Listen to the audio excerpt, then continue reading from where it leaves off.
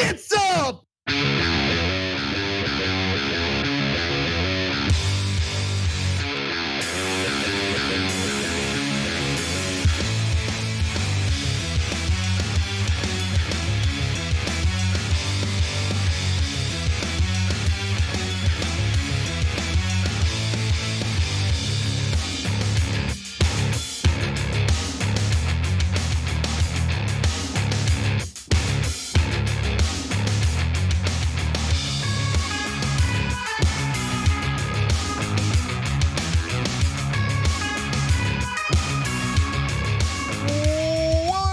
Jake, you and Chris with you guys. Do we have a fantastic show ahead for you? Come on, but don't be ridiculous. Of course we do.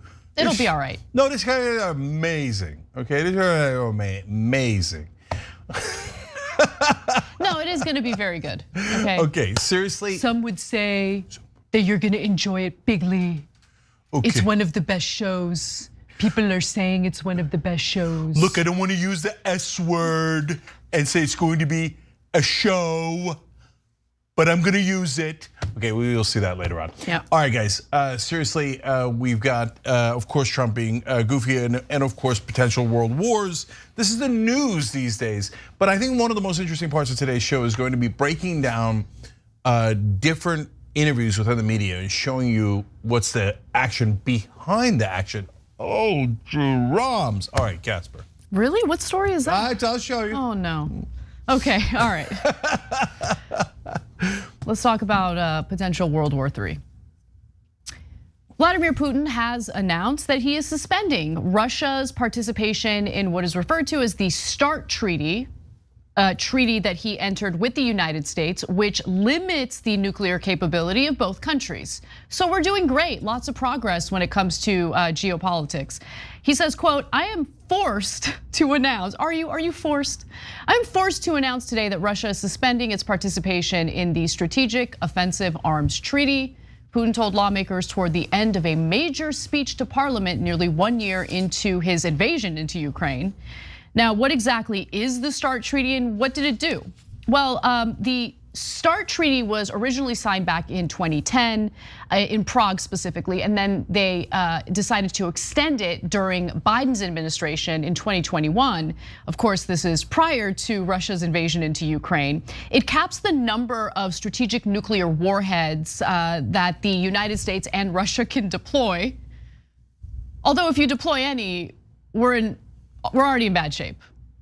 So look, honestly, just reading what the START Treaty does, I don't really think this is that big of a deal. However, I'm uncomfortable with how often Vladimir Putin brings up the topic of nuclear weapons in various ways as this war continues. Yeah, so look, there's two ways to interpret that. One is he's saber rattling and it's a good halfway measure where he's threatening us without actually doing anything. If that interpretation proves to be correct, great. Then take all the quarter measures, half measures that you want, as long as you don't actually launch anything, right? And I think the Chinese agree with me, we'll get to that in a minute.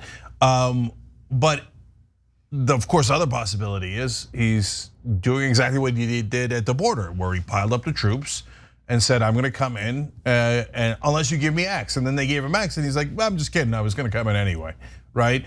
And so, and in this case, he could be saying, yeah, I'm going to deploy more nuclear missiles. And by the way, deploy just could mean that, hey, I've got more subs with nukes that I was supposed to have under the treaty in the water now. I've got more missiles ready to go now.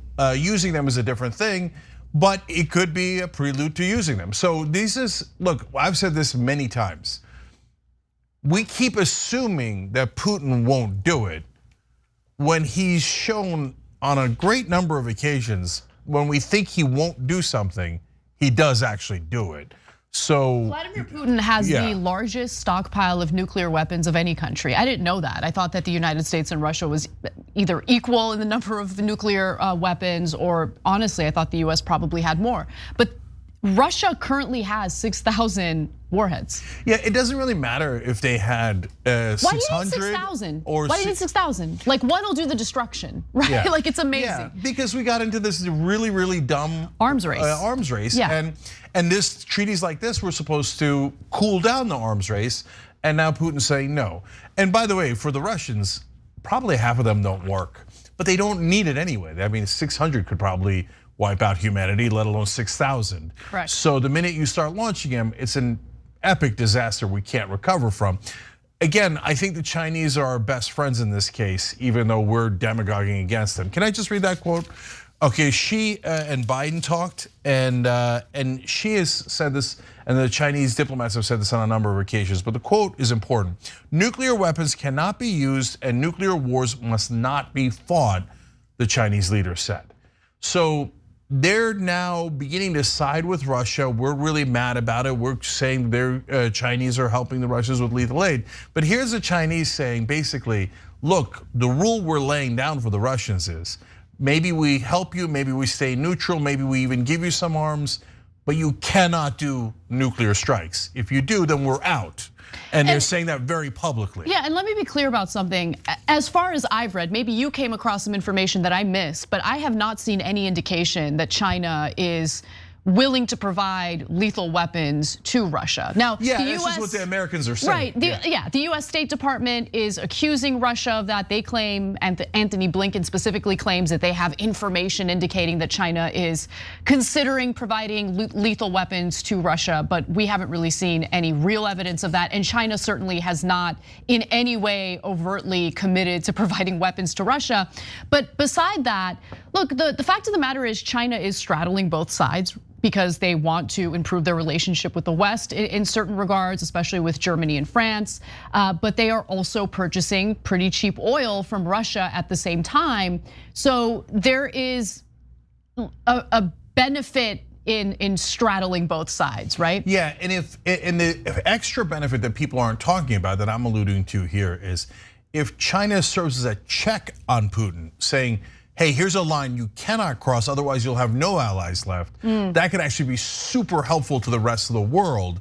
So that's why us like blowing down China's doors with all of our warmongering talk against them is not at all helpful. I agree with you on that wholeheartedly. So I want to give you a few other excerpts from Putin's speech. He says that he is suspending the treaty, but it doesn't mean that he's pulling out of the treaty. He says, of course, we will not be the first to carry out nuclear tests, but if the United States tests, then we will. No one must be under any dangerous illusions that global strategic parity can be destroyed. He also says Western elites aren't trying to conceal their goals to inflict a strategic defeat to Russia. They intend to transform the local conflict into a global confrontation.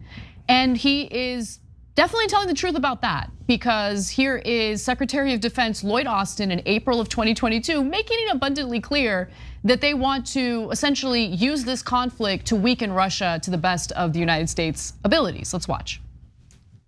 We want to see Russia weakened to the degree that it can't do the kinds of things that it has done in invading Ukraine. So it has already lost a lot of military capability.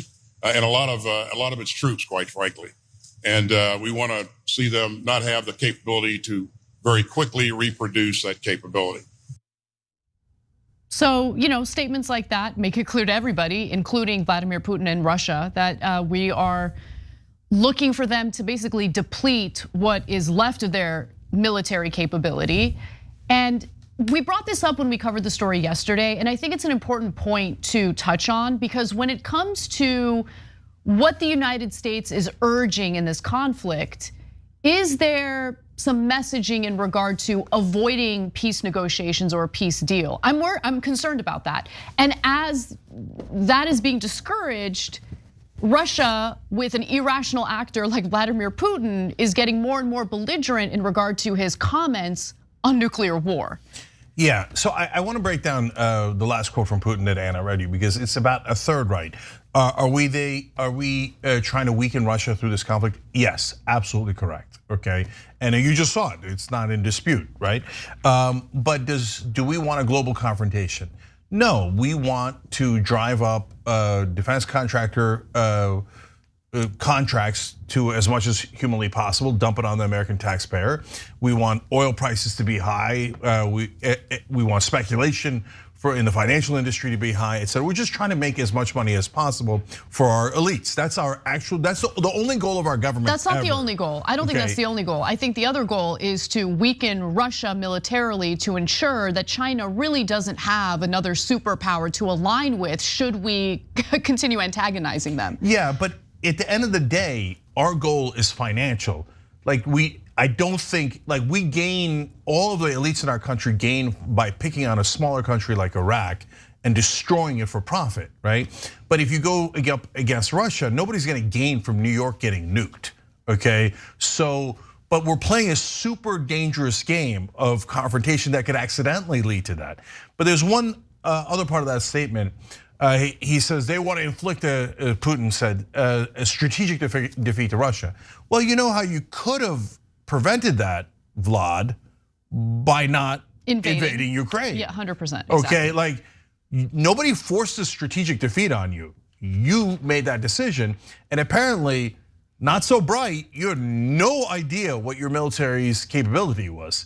I mean, you got humiliated there, and now you're trying to save face. That's why the Chinese being allies with the Russians, I'm telling you, is not such a bad thing, because if the Chinese go screw it, we're not allies with you either, then he's fully backed into a corner and thinks I got nothing left to lose. And that's a really bad place for Putin to be. So we'll see what happens in the future. Obviously, I think the best path forward is to encourage, pressure both sides to engage in a peace deal. We're nowhere near that right now, and things continue to escalate, and that's what's concerning about it. So we'll stay on the story and let you guys know updates as we learn about them. All right, well, moving on to other news. Unfortunately, Marjorie Greene is continuing with her divisive and insane commentary about what the future of America should look like. So let's watch. We've seen people fleeing those leftist policies and moving to states like Florida, Georgia, Texas, states where they like the tax policies, they like the schools, they like the consequences of Republican and red policies. What I think would be something that some red states could propose is, well, okay, if Democrat voters choose to flee these blue states where they cannot tolerate the living conditions, they don't want their children taught these horrible things, and they really change their mind on the types of policies that they support, well, once they move to a red state, guess what?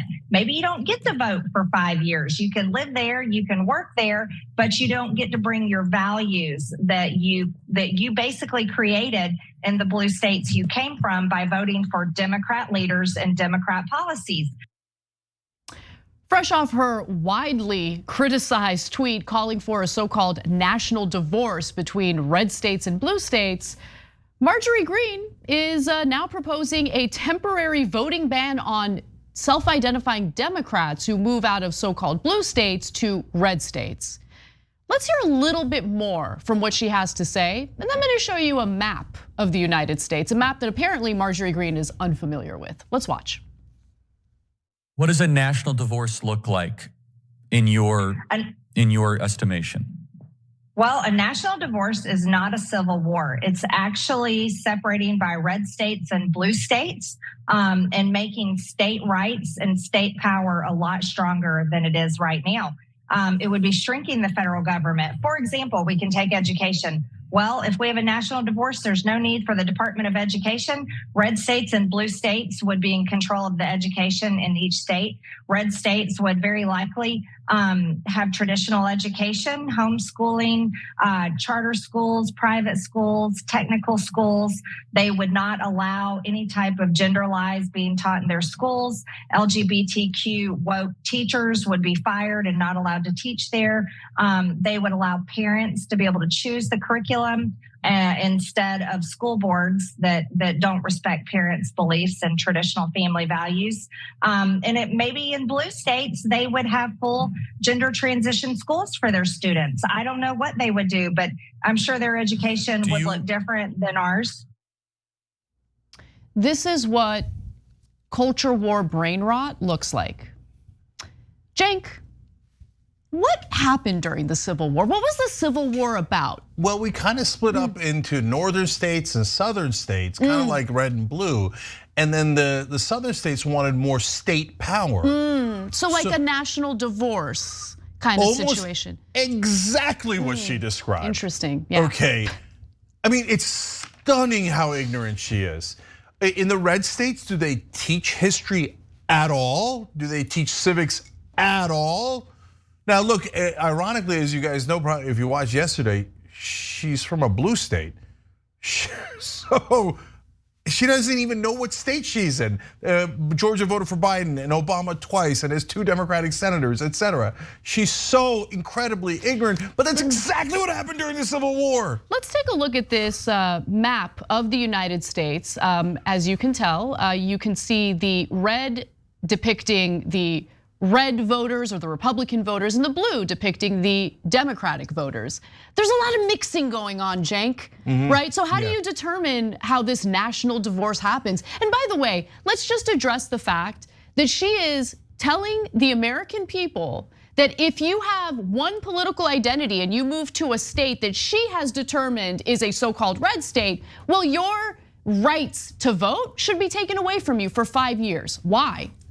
Yeah. I mean, how ridiculous is that? So if you're a Republican and you move to California, should your voting rights be banned? I would never in a million years propose something that disgusting. But this is who they are, right? People like Marjorie Greene specifically use culture war issues to get Americans to think of each other as enemies, right? Oh, people living in Florida or Texas are my enemies. They're my enemies based on their views on culture, based on their views on what the right, social fabric for this country should be. No, we're Americans. We might have disagreements, but guess what? There are a lot more agreements among Americans, regardless of their political affiliation, than people like Marjorie Greene would have you believe. In fact, let me give you some examples. Sorry, Cenk. This kind of garbage really does fire me up because we got to stop fighting each other as ordinary Americans and really look up at people in power who have an interest in dividing and conquering us. So interesting poll that didn't really get much coverage. This was done by YouGov.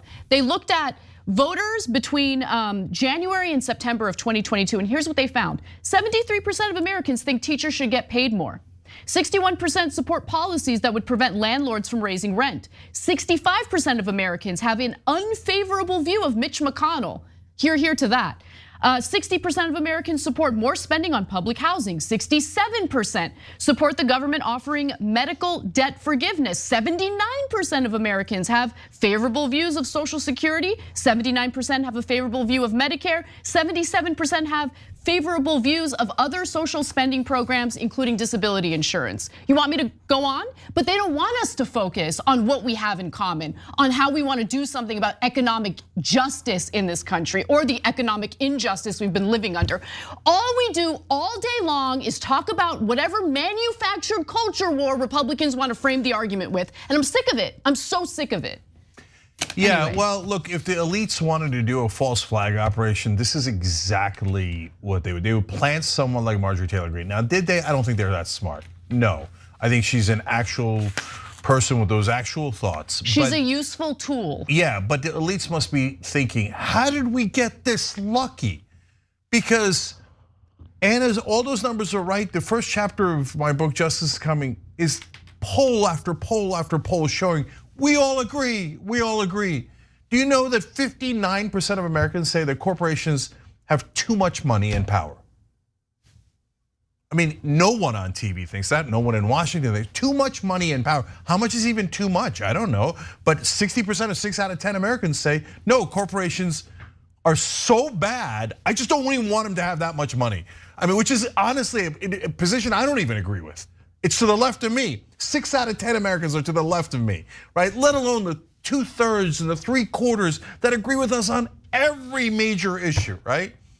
But when you send someone like Marjorie Taylor Greene in, she's so effective at her job because not only does she get her side riled up, like, we hate gays, don't let him teach, we hate gays, right? She said it, she said, we fire all the LGBTQ teachers. You can rewind the tape. You know what? All right, do it. And listen, for all of the supporters of Marjorie Greene, I'm trying to be calm and reason with you, okay? I don't think you're necessarily a bad person. I just don't think you maybe have thought about this enough.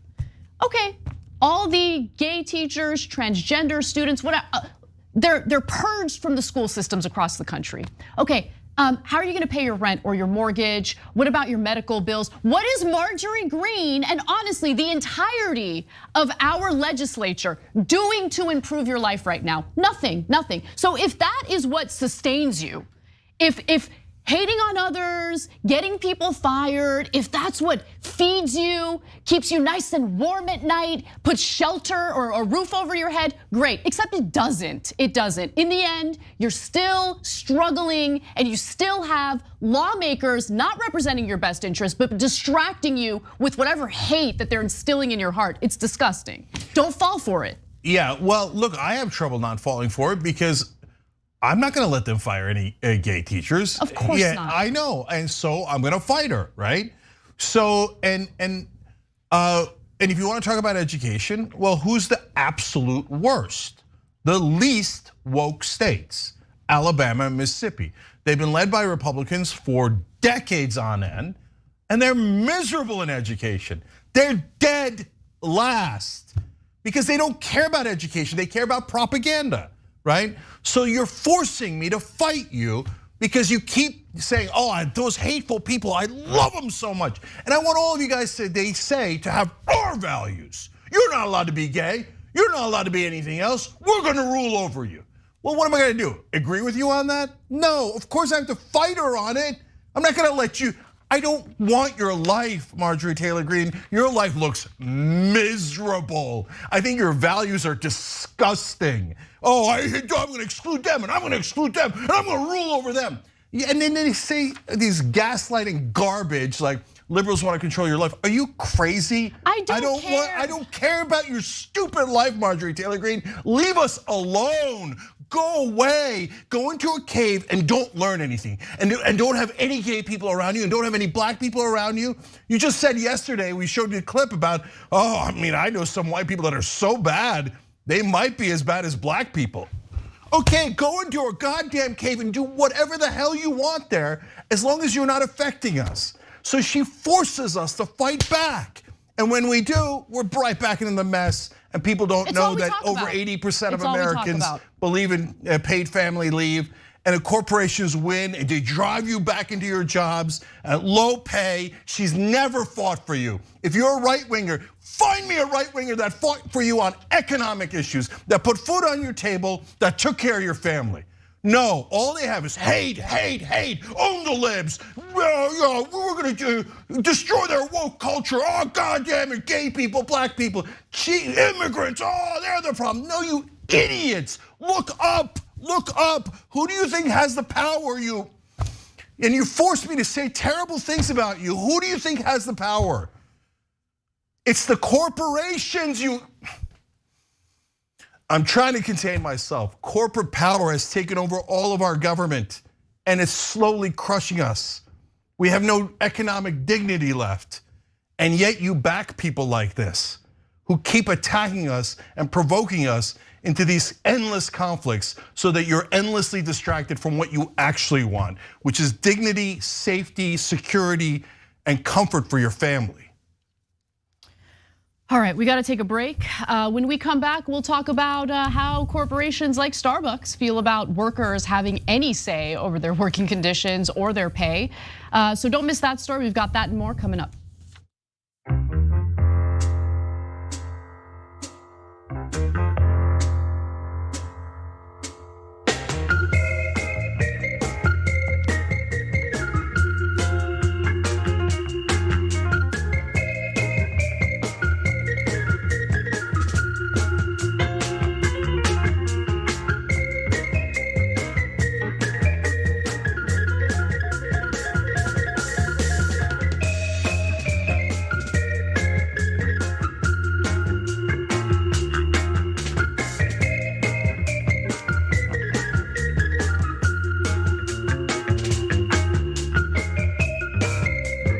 All right, back on the social break here.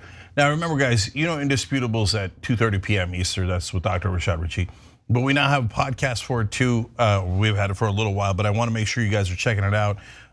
It's fantastic. So wherever you get your podcasts, of course, okay. And you know, Watchlist moved, so it's right before the Young Turks. It's at 5 o'clock Eastern. So make sure you're checking out JR's show as well. All right, let's go to members. Theater Goddess writes in, there are times when Cenk talks in the intro and I have no idea when he breathes. And I feel that way sometimes too, because I'm trying to squeeze everything I can into the show. Gabby Marita says, I absolutely love Anna's sweater tonight. Epaulets are so underrated. I have no idea. I don't know what that is. I don't know what that is, but apparently that's that thing. I don't know if I pronounced it right. Is it this, like the useless buttons on the shoulder, which for some reason I keep buying sweaters like that? Could be. Apparently they're not so useless, you're buying them. Thank you. I am Sock writes in, oh no, Russia and the US are going to end an agreement they never really followed. Yeah, it's a good point too. I wanted to mention that, but we ran out of time. They generally follow it. Russia has 6,000 warheads. Okay, like what? Come on. I know, they started doing the treaties after they already had all those warheads, and we love building new ones. Because it wastes money. Funkin' for Fun says, every meal I've eaten this week has been on TYT and Blue Apron because I called Trump a touchy bitch. You can't make this stuff up. You're welcome, okay? I love that, I love that. We do give away $100 Blue Apron gift cards to members from time to time. Psych Dragon took a picture of the Don't Tread on Me flag they have on their garden. And they said, got a new garden flag, I think Anna would approve. Now why? Because it says, no step on snack. Yes. I do love it. And I have one of our viewers actually sent me a bumper sticker that has that sign on it. I love it, it's on my fridge and I laugh at it every day. Love it. Dragonfire Mathematician X says, no matter who wins this war, the American defense contractors win. And that's one of the great unspoken problems that keeps America the empire that it is, of course. And who never speaks about it? Mainstream media. What? Defense contractors? They never even heard of them. No good named ideas, Dragon says, meanwhile, a ton of us feel absolutely 100% stuck in these dumb blue states. Well, look, there's tons of problems with the blue states too, and 1000%. why? Same reason, corruption. And they don't get it. We're suffering under the same corporate rule as you guys. And I need Republicans to understand something. The reason why people move out of blue states like California is because it is astronomical. It's so expensive to live in a blue state like California. So they leave looking for cheaper housing, which tends to be in red states. So I don't know what to tell you. This is one country, okay? It's not a continent full of 50 different countries. We're all American at the end of the day. Whether we agree or disagree on policy doesn't matter. We have to go back to seeing each other as fellow Americans, period. John Campbell Reese says a national divorce would cut off all the subsidies paid by the blue states to the red states. That is correct. Also true. We'll be back.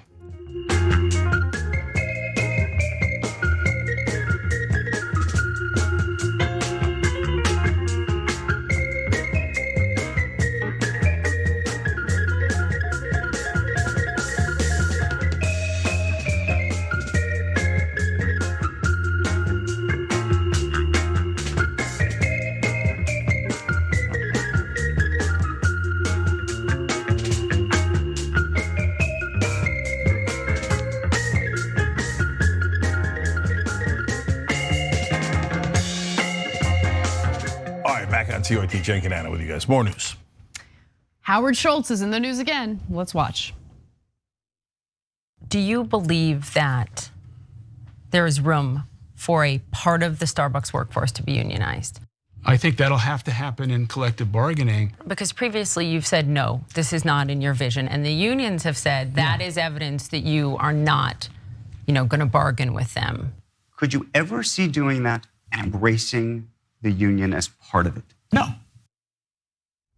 Starbucks founder and CEO Howard Schultz sat down with CNN's Poppy Harlow to share his views on the increasing unionization within the company. Now, as many as about 268 Starbucks stores have in fact voted in favor of forming a union. Now, Howard Schultz came back from retirement specifically to squash these unionization efforts, and luckily he hasn't succeeded.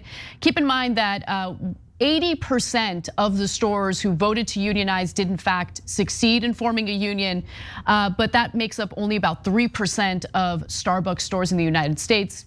You have to consider that there are many Starbucks stores in the US. Now, I want to get to the rest of the interview and some more information about what Starbucks has been up to in terms of squashing unionization efforts and how the National Labor Relations Board has stepped in to protect some of these workers. Before I do though, Cenk, do you want to weigh in on this? Because do you believe in any way that Howard Schultz is going to be receptive to this effort to unionize? Well, so I think it's a little bit complicated. I think that when he started, he actually believed the things that he was saying, right? But people change based on the culture that they're in. That's just a fact for all of humanity. And he's been at that executive level and the billionaire level for a long, long time. So I watched that whole interview, and a lot of his assumptions are based on his new values, not the values he started Starbucks with. So if it was that Howard Schultz, he might be okay with unionizing, or he might have run a company that didn't need a union. That's what he keeps saying today. But if you watch the whole interview, he contradicts himself. He says, oh no, these were our values whether the union came in or not. And then later in the interview, he says, well, the union made us do this. Well, which one is it, right? And so the reality is it's kind of both. He started with those values, in my opinion, okay? And now whenever he talks, he's always like, hey, I got shareholders' value. And he said in the interview, hey, in the 10 months I've been back, our stock has gone up $40 billion. I know, but wouldn't that tell you that you could then afford a union? But he thinks, no, he's talking to other rich people and telling them, look at how great I am. I'm both magnanimous and making tons of money. Yeah, shareholders aren't interested in what Starbucks can afford to spend money on, other than returns on investment for the shareholders. Of course, they want maximum returns. So his personal values don't really matter. His actions matter, right? And his actions have been to fire some of the workers who were unionizing their workplace. No, that's my point. Yeah. He has new values and doesn't realize it. Now his values are, and he says it in the interview, maximizing shareholder value, right? No, values were supposed to be about morality. They weren't supposed to be about the value of the stock price. Yeah, it's not like a year-end job performance review. Okay, that's not what values are. Okay, so let's go to some more of his video here. We'll also give you some details on why the workers want to unionize in a minute, but let's get to some more video. It's my belief that the efforts of unionization in America are in many ways a manifestation of a much bigger problem. I've talked to thousands of our Starbucks partners in these co-creation sessions, and I was shocked, stunned to hear the loneliness, the anxiety, the fracturing of trust in government, fracturing trust in companies, fracturing of trust in family, the lack of hope in terms of opportunity. The primary reason that I was interested in trying to run for president was the very essence of helping people try, based on the life that I've led and where I grew up, to create an opportunity to get out of the malaise that they're in. But I think though some of those people are the ones that are pushing for unionization now and looking to you as the head of the company to come to the table with them. It's interesting that he's looking outward instead of looking inward, right? Why do you think the workers want to unionize? Oh, it's because they don't trust politicians? Or could it be that they're looking around in their workplace, they feel powerless, they feel that they're not being compensated fairly, they don't feel the working conditions are humane, and so they want to have a seat at the table and the ability to collectively bargain with the employer in regard to these issues that have a very real material impact on their day-to-day lives. Yeah, Anna, there's a second disconnect that we don't talk about enough. We just earlier in the show talked about the culture wars and how that creates a disconnect in the country between the right wing and the left wing when we actually share economic interests, right? In this case, this is the economic disconnect. So I've talked to people that are in the same culture as Howard Schultz, let's put it that way. And they genuinely don't get it, as Howard Schultz showed you in that clip. He's like, they seem like they've lost faith in government and companies. And he's like bewildered as to why.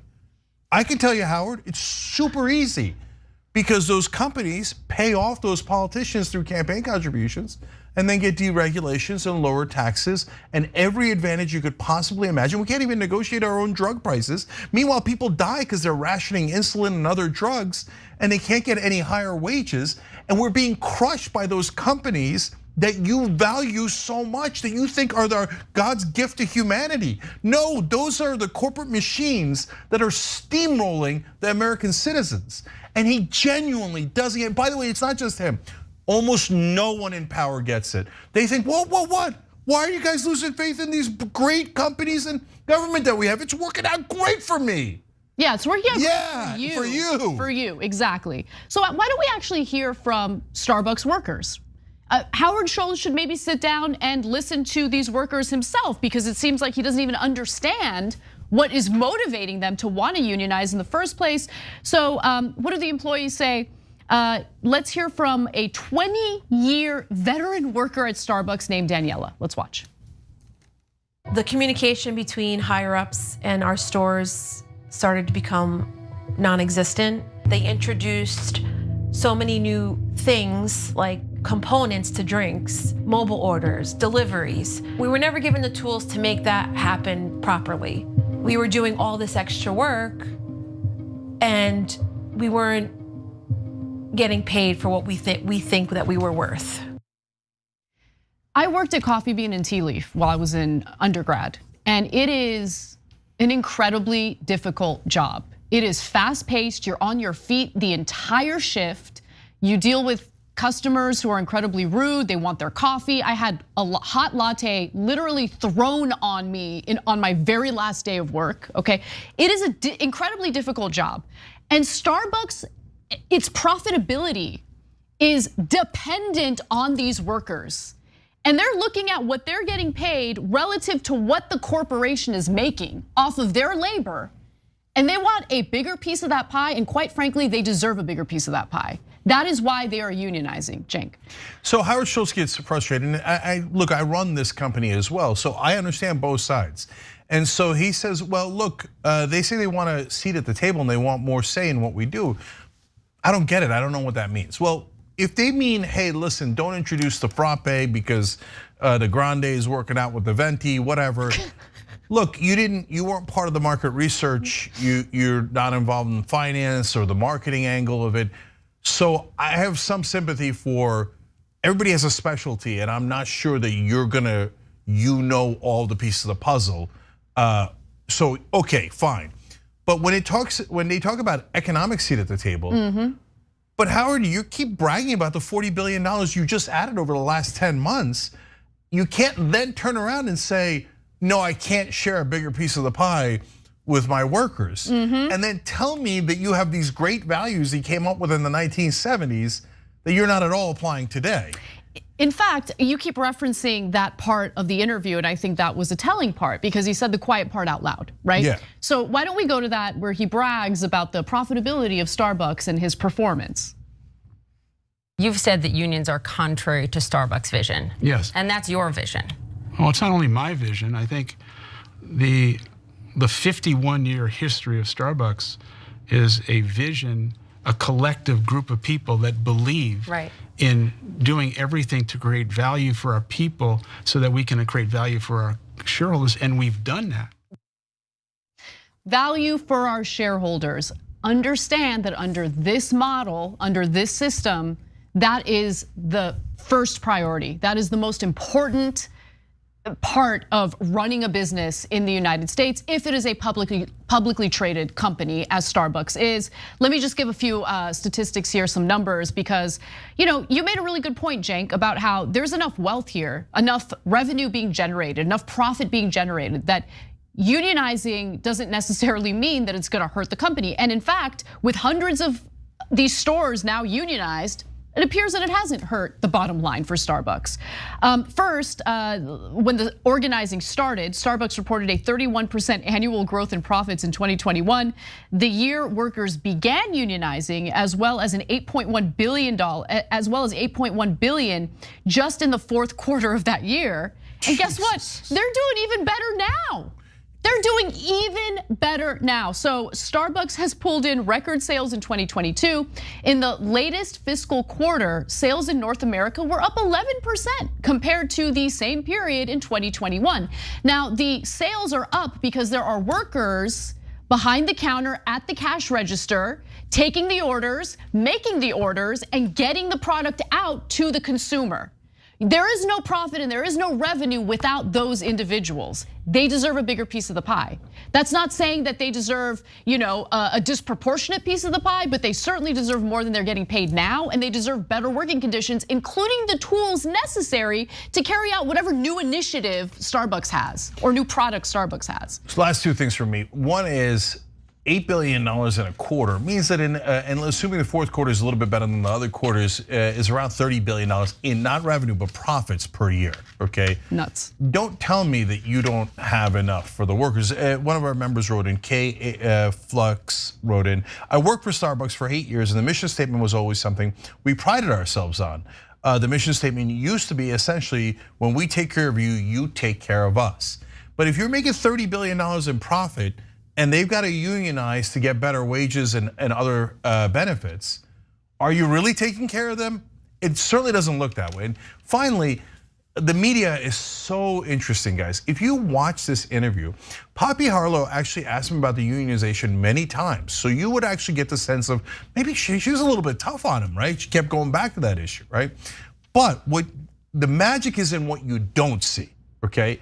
So number one, Howard Schultz wanted to do an interview to get his side of the message out because he thought, hey, the union guys are constantly in the press and we're not answering them. So I'm gonna pick a place that's gonna give me what I think is going to be the softest and easiest interview. In this case, it was CNN.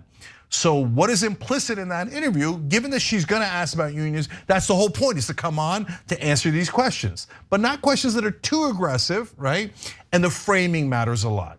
So I noticed in 3 or 4 different instances of that interview, you could watch it for yourself. When Howard Schultz says something, and especially something that is pro Starbucks and is maybe even a little inspirational in their own mind, they would then roll tape of wild applause. Oh, that's right. And it was leading into the next segment, and there was always an ostensible reason. When he ran for president, he's going on stage and there's applause. Starbucks workers applauding when the union instead of him.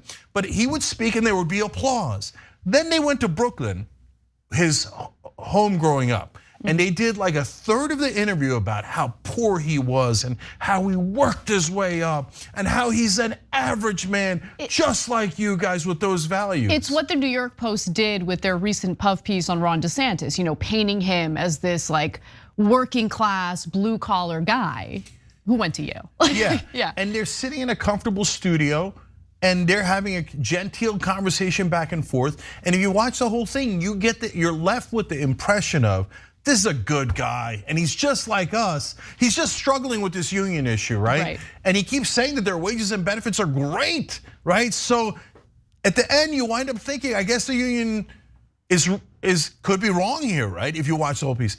But by the way, wait a minute. Did you hear from the union at all? Nope.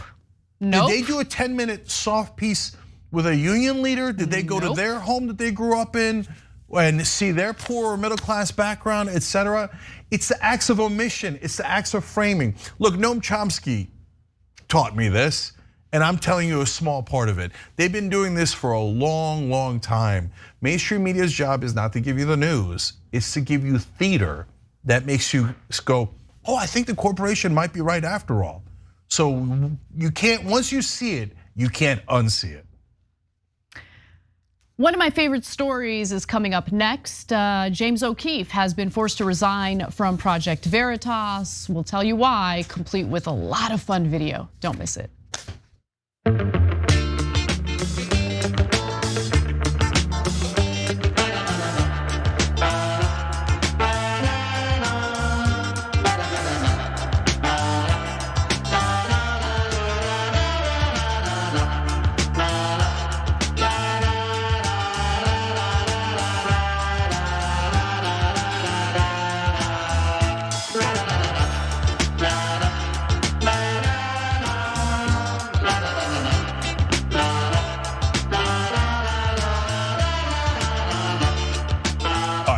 back on TYT.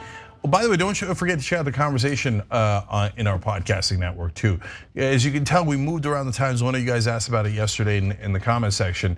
And so I do it more sporadically now, but whichever conversation I'm having, you'll always get it in the podcast. So another good reason to sign up for our podcasting network. All right, Michael Regina writes in, epaulets, an ornamental shoulder piece on an item of clothing, especially on the coat or jacket of a military uniform. P.S. Bring TYT to Canada. I want to be a host. Thank you for that explanation. Also, it does accentuate my broad shoulders. I have broad shoulders. I don't know if you know that. Oh, I didn't know that until I saw the epaulets. And then I thought, wait a minute, are those broad shoulders? They seem accentuated. Yeah. Okay. But anyways, by the way, good plug for yourself as a host by bringing us accurate information. Good job. Thaddeus Nall writes in, Marjorie Greene and Ron DeFascist hate college so much they want to raise an entire generation of kids who will never even get accepted by a college. And Cenk and all of TYT, thank you for all that you do. Now, by the way, remember that Ron DeSantis doesn't hate college for himself. He went to Yale. And he's not going to hate college for his kids. Definitely not. No, it's your kids that he doesn't want to get a really good education. That's why, your kids don't need AP classes. Don't worry, his kids are going to go to a private school where they're going to have AP classes galore. Listen, I don't mean to be conspiratorial, and I really have no evidence to back this up. I'm just speculating. But I think there's a reason why curriculum has moved further and further away from teaching kids how to think critically about things, right? Critical thinkers are dangerous in a democracy. Yeah, I've told this story many times, but when we visited a plantation in outside of Charleston, number one rule in the barracks were, do not educate the slaves. Yeah, that's right. Because that's the most dangerous thing when people at the bottom realize they have power. And knowledge and information is definitely power. Again, I run a business, guys. Information and knowledge is so critical. You have no idea how critical it is. But the guys in power do. That's why they're trying to cut it off for you and your kids so that you can't challenge them. Trisha Briggs wrote, and the ignorance of our elected leaders is all embarrassing. What a shame they don't have the intelligence of Cenk and Anna.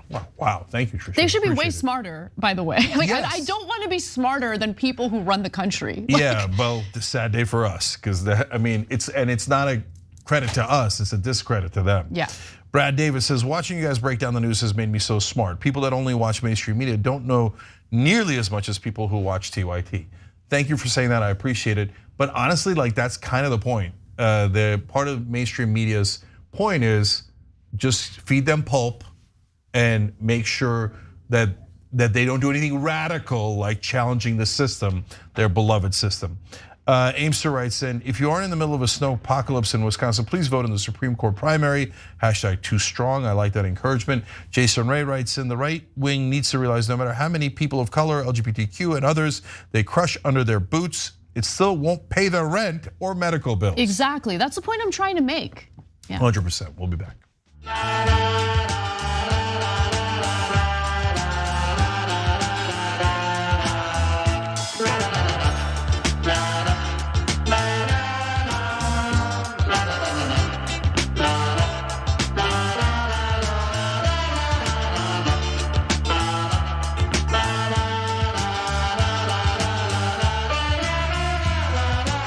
Back on TYT, Cenk, Anna, Nick S, and Randy Presmy.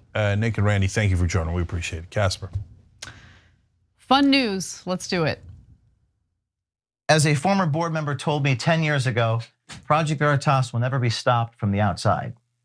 It will only be because we stopped ourselves, right? I'll get to that too in a minute. Prophetic as it may be, that is exactly where we find ourselves in the situation today. A situation where I've been stripped of my authority as CEO and removed from the board of directors. I bet you didn't know that.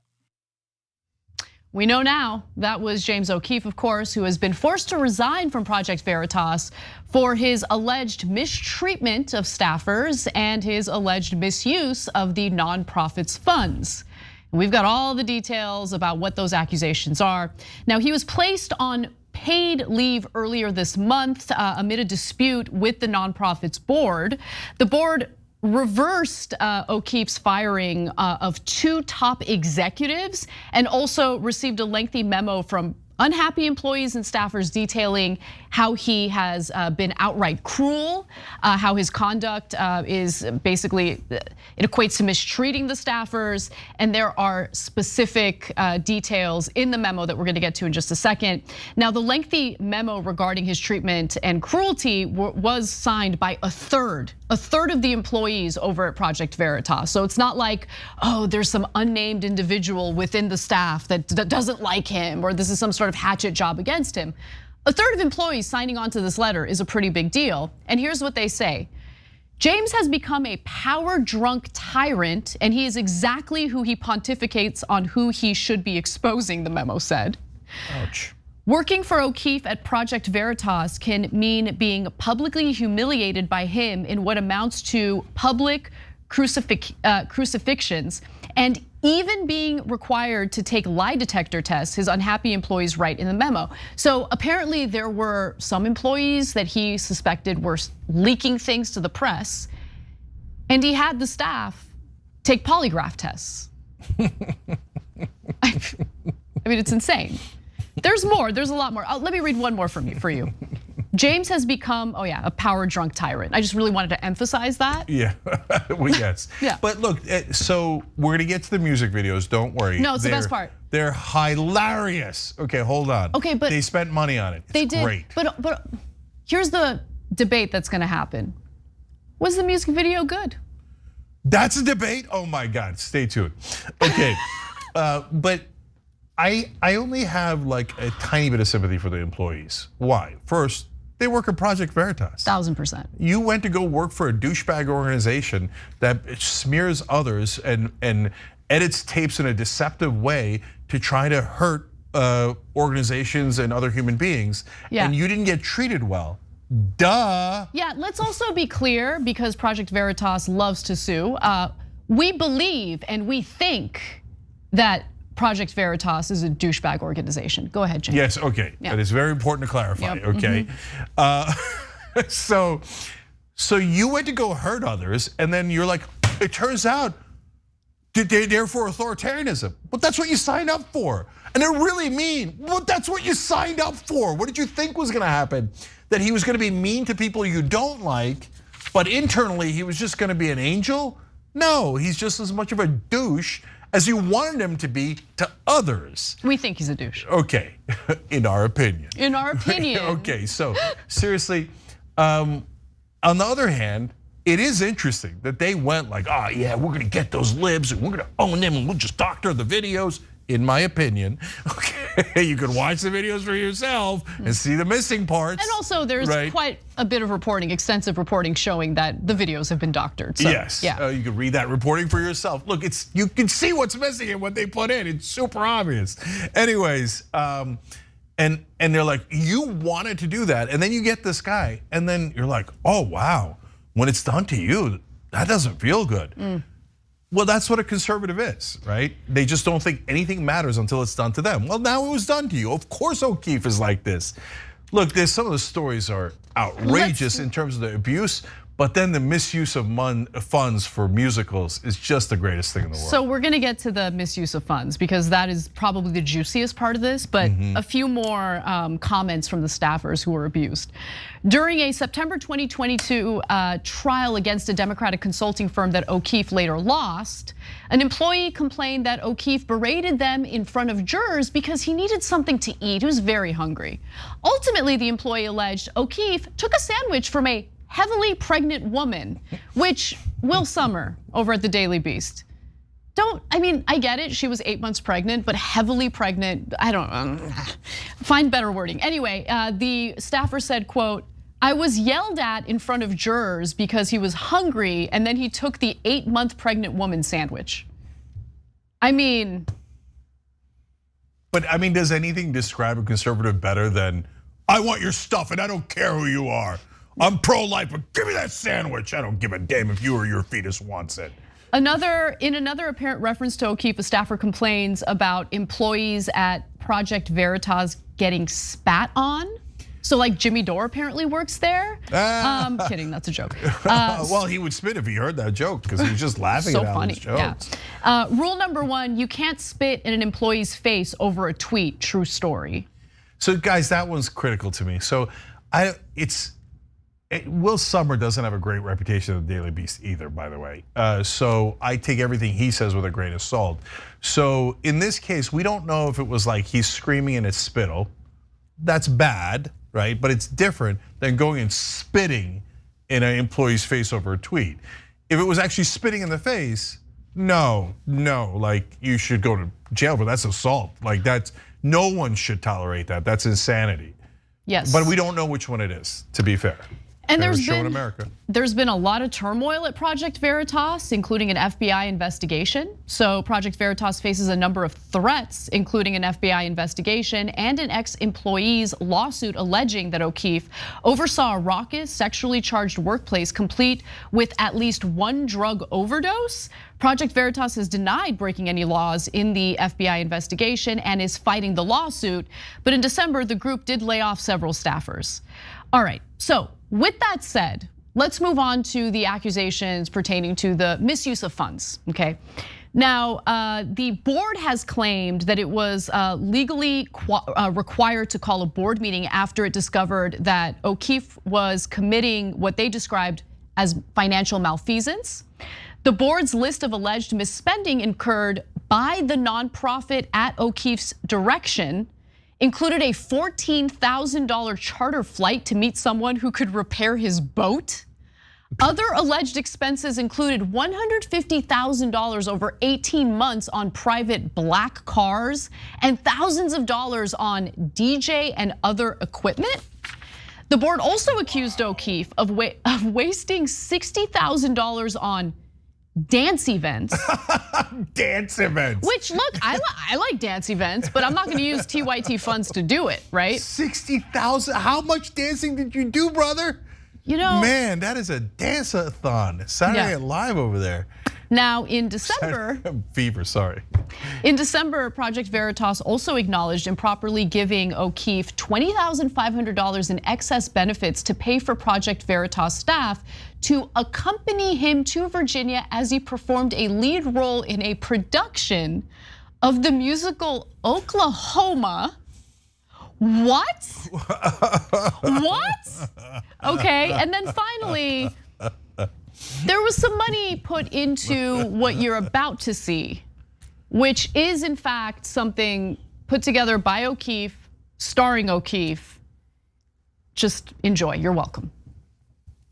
I just can't believe that my face is on TV. Oligarchy, am I left or right? M-O-G-O-P. Oligarchy, do I have faith in truth? Does truth have faith in me? James O'Keefe is suing Twitter for defamation. Project taken down because they confronted a Facebook executive. Take a video like that down, it would be due to doxing concern. I can show you a video of CNN doing the exact same thing. Twitter made factual statements about our client that are false. Oligarchy, Twitter, CNN's against working with Dorsey. Oligarchy. Come on, guys. Come on. Oligarchy. No, but I kind of loved the song. Like, is that bad? Well, we played it on Old School, now we play it here. It's gonna get stuck in my head. Don't do that to me. Oligarchy. Can we just play the audio for a minute and like really like appreciate the musical genius behind this song? He's gonna think it's real. He's gonna think it's real. No, I kind of like the beat. You're crazy. This is a weak ass amateur horse track. But also, look, I'm a little concerned about children seeing that video. It might groom them. You know what I'm saying? It might persuade some of the male kids in this country to betray their masculinity, right? I don't know, people are asking. O'Keefe is suing Twitter for defamation. I love the bat thing. Taken down because they confronted a Facebook executive. Look at the bat. Be due to it's a sledgehammer. I can show you a video of CNN doing the exact same thing. Factual statements about our client. I love it so much. They're walking like an Egyptian. Come on, it's good, it's good.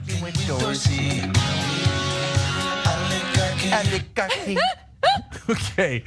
Bart made a good point last night on Old School. It's actually, we think it's based off of a Prince song, Controversy. It is. Oh, it is. that's why I like it. Yeah, it is. That's it why is. I like the beats. It is from a Prince song, and this just validates the nature of conservatives going after Stealing a song, stealing from someone who is not alive.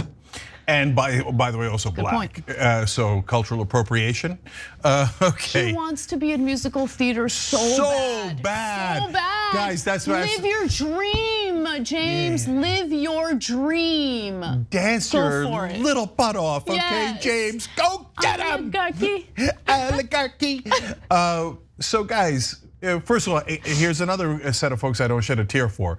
The donors to Project Veritas. Oh, I love it. Some of the worst people on earth. I love it. I can't get enough of it. Waste their money. Oligarchy. The funny thing is, the donors are part of the oligarchy. Oh, I love it so much. And it's like such a hilarious meta meme, right? Where they're doing a song about the oligarchy funded by the oligarchy. Oh, it's so good. Okay. So good. And they don't make any money. They get 20 million a year from these right wingers. And O'Keefe's like, I don't know what to do with $20 million a year. So you know what? I'll just put on the musicals that I always dreamed about as a kid. No, O'Keefe knows exactly what he wants to do with the $20 million a year. We just listed it for you. Yeah, look guys, man, I mean, here we check like every $4 receipt, okay? Oh my God. And meanwhile, these guys are spending $150,000 on cars. Like not cars that they even buy, just like for simple transportation because they want to live like rock stars. So they take I don't care at all that they wasted douchebag right wingers money. I love that they wasted it. Hey, idiots who gave money to Project Veritas, in my opinion, enjoy the stupid ass song they spent it on. Dude. And I hope you enjoyed the Oklahoma production in Virginia where they went to for $20,000. Oh my God. Can I just say, like really think about what it took to put that music video together. Like they went to train, like do the choreography, learn the choreography, practice. Like they had to bother ripping off trends and writing lyrics. How much time did you spend on practicing? Kevin O'Keefe, James O'Keefe. Why do I keep wanting to call him Kevin? It's weird. But anyway, that was fun. So. Yeah. And now, of course, there's a bunch of right wingers who are like, we stand with James O'Keefe. Yeah, Charlie Turks. You should be able to abuse your workers. Right. I mean, what's the whole point of a conservative? You can't dominate others and oppress them and keep them under your boot, right? What are these woke companies now at Project Veritas demanding not to be spit on? Yeah, Charlie Kirk, Steve Bannon, Don Jr., the usual suspects are backing O'Keefe. Yeah, Steve Bannon took he got indicted and then pardoned by Trump because he's a criminal, right? Over the money that they were gonna steal for their fake wall. You think he's gonna mind O'Keefe stealing from donors? That's like Republican 101. By the way, if you're a Republican donor, do not ever shed a tear that someone's taking money from you and misspending it. The whole point of your donation is to take money from the rest of us for tax cuts for the rich and deregulation so you could rob the rest of us. So you'll excuse us if we don't give a damn about how your corrupt money was wasted. Oligarchy. All right, we got to take a break. When we come back, we've got an update on Weak Pete. What's going on with the Norfolk Southern debacle, that and more. Don't miss it. We'll be right back.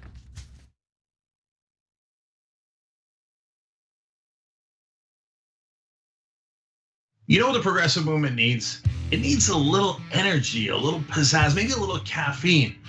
Oh, coffee. But what if it was too strong coffee? Yes, new, toostrongcoffee.com/TYT.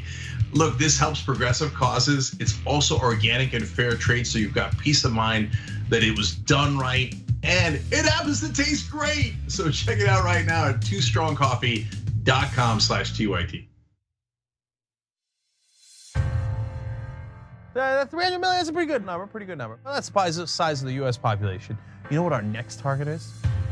The size of the entire world. We just crossed 5 billion views on YouTube. I mean, imagine 10 years ago thinking one day. We looked at you like, are you nuts? Young Turks has just passed another milestone, 20 billion views. Damn. All right, lots of comments. You guys are the best. I'm gonna read a few comments from our members. Mr. Methuselah says on YouTube, super chat, thanks for all the important work you do for TYT for the movement. Do you know who had the first super chat when I got back from vacation? You won't be surprised to find out. Billy B. Taylor. What do you know?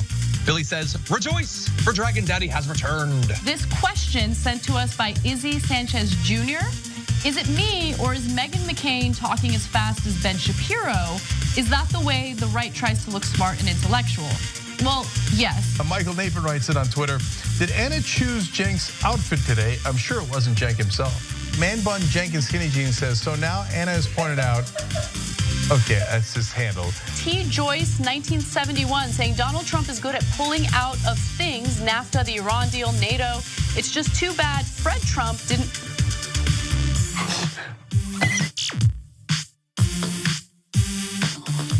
Here at the Young Turks, we do our best to bring you the most essential news stories of the day, but we can't cover everything in a 2-hour show.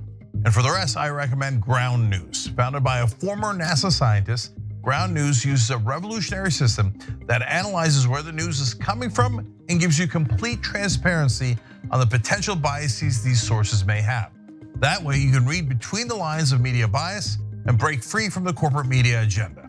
In arming you with the context and transparency, you'll have everything you need to think critically about the news and build responsible media literacy for yourself and others.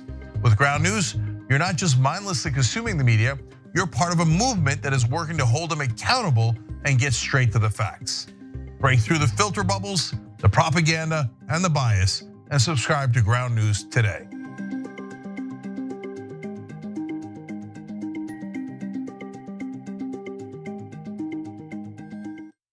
Here's what we do. We go beyond the headline. We are willing to engage in transparent conversations with those who do not think like me. We also make sure that you know what's happening not only nationally, but in your local area. Make sure you tune in to Indisputable with Dr. Rashad Ritchie, Monday through Friday, 2:30 p.m. Eastern Time, 11:30 a.m. Pacific Time. Cool news, shoptyt.com now has books. There's a whole bunch of books there. You're gonna be shocked to find out that they're largely progressive. Of course! Ryan Grimm's book, We've Got People, is there. It's a fantastic story from Jesse Jackson to Bernie Sanders to AOC that explains the progressive movement probably better than any book I've ever read. Speaking of awesome books, my dad's got a book out called The Original Young Turk, where he goes from the poorest olive farmer you ever met in your life to living the American dream.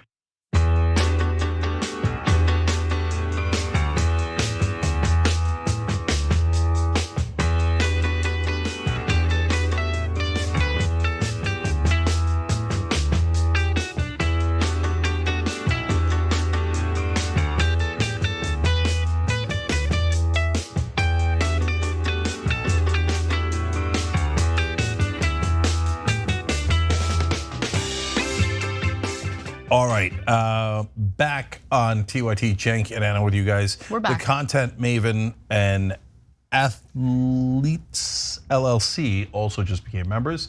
You guys are awesome. Thank you for doing that. We appreciate it. Casper. We've got some updates on Mayor Pete. Let's do it. It's the same old story. Corporations do stock buybacks. They do big dividend checks. They lay off workers. Goes on to say these things are happening because the railroads are simply not investing the way they should in car safety and the rail lines themselves. Well, as I noted, we invest over $1 billion a year in our safety program in the form of maintenance, in the form of equipment, and in the form of technology. There's more to be done, as you can imagine. Since this occurred, every single day, I've asked myself, what could we have done better? What could we have done to prevent this? And, Morgan, it's pretty clear that our safety culture and our investments in safety didn't prevent this accident. what investments in safety should have been the follow-up question to that. And if you're wondering who that was, well, it's the CEO of Norfolk Southern, Alan Shaw, pretending as though they have made major investments in safety when in reality, last year alone, they spent $1.8 million in lobbying lawmakers to avoid any regulation that would force them to invest in safety. Interestingly enough, CNBC of all places called him out on what Norfolk Southern is actually investing their money in. Let's watch. The CEO emphasizing they need to do better on safety. He touted more than $1 billion of investments in safety, which I think is going to ring really hollow because you know what they spent more on? Share buybacks. $4 billion just last year on buying back their own stock. They have a $15 billion buyback program. So if he's trying to win the populist war there on the message about what they're investing in safety, and by the way, in the victims fund, which so far they put in $1 million, they're going to face a lot of heat. I love hearing that on CNBC because it's rare to hear that point made on that particular channel. But I also want to direct you to this headline from More Perfect Union that just really helps absorb what's going on here. Norfolk Southern boosted shareholder payouts 4,500%, but slashed workforce 33% prior to the Ohio disaster. And of course, that is the Norfolk Southern train derailing in East Palestine, Ohio, which has led to a bit of a disaster there. The residents in the area don't know if the air is safe to inhale or the water is safe to drink. So we'll give you updates on what Transportation Secretary Pete Buttigieg is saying now. But before we get to that, Cenk. Yeah, look, almost everything you see in media, unfortunately, is theater. In credit to that reporter on CNBC, we love to give credit where credit is due. It's just super rare in mainstream media. But outside of that, generally speaking, if you're consuming mainstream media, you know there was an accident. You know that you saw the ball of flames, and you know the residents are worried, right? So they actually do share those facts. But then it gets spun as, well, my God, this company's trying to do everything they can, and then Buttigieg comes out and goes, well, I mean, we're pushing them hard to do what they can, and it seems like, my God, everybody's trying to do everything they can. Total nonsense, a complete lie. So Norfolk Southern's awful. They've fought safety regulations tooth and nail. They don't want to update their brakes. They didn't want to label the hazardous chemicals and take extra safety precautions. They understaffed their trains, and it's an active decision they're making. Again, guys, I run a company. I know you make decisions, okay? Do I spend money on that or don't I spend money on that? Do I spend the money on safety or do I do it in a buyback to shareholders so that my compensation can be higher? That's a decision they made to pump up their compensation and purposely not spend money on safety. That guy's a complete and utter liar. 100%. Now, just to do a quick refresher before we go to Pete Buttigieg, a lot of things went wrong here, okay? So when you hear the CEO talk about the safety measures they've taken, that's hilarious because the employees for the company had been warning about some of the safety concerns that they had, including the fact that when it came to the train that derailed in East Palestine, Ohio, the train was too big and too heavy for the tracks. But those concerns from the employees went ignored. Rail companies lobbied hard to avoid regulations that would have them upgrade their brakes from the current Civil War era systems they're using to the electronic brakes, which would help the trains stop a lot faster. And they also laid off a ton of workers in order to cut costs and provide more of a return to their shareholders. Now, what is Pete Buttigieg saying about all this? What is he gonna do to potentially hold them accountable and regulate them? Why don't we hear what he had to say during a recent interview? Today, we are pushing forward a three-part drive on rail safety. Things that we're doing at the Department of Transportation to raise the bar, things that we need help from Congress to do in order to hold rail companies accountable, and things that this industry needs to do differently. For example, we are advancing the requirement on two-person crews on trains. Believe it or not, the rail industry has been pushing to be allowed to have trains have only one human being on board. Under the Obama administration, a rule went into effect calling for a stronger type of tank car to be fully rolled out across the industry by 2025. That got pushed back by an act of Congress to 2029. And calling on Congress to work with us to move that date back up, but also the rail industry can do that without us making them, and I hope they will make that change while we simultaneously work on the regulation. No, but Pete, they're not going to. And you know that. You know that. So notice that there's a lot of looking outward, lots of deflection, lots of focus on, oh, we need Congress. And Pete knows Congress is where legislation goes to die. He knows that. And then urging the railroads to do the right thing out of the goodness of their hearts is one of the most ridiculous things imaginable, because it's not about being a good guy or bad guy, good company or bad company. It's about a machine that is meant to provide a return on investment to shareholders. That is their only goal. And if they can cut costs in order to increase the profits, they're gonna do it. They're not gonna invest in safety out of the goodness of their hearts. That's not how it works, and he knows that. He worked at McKinsey, he knows that, he knows it. So he thinks we're stupid.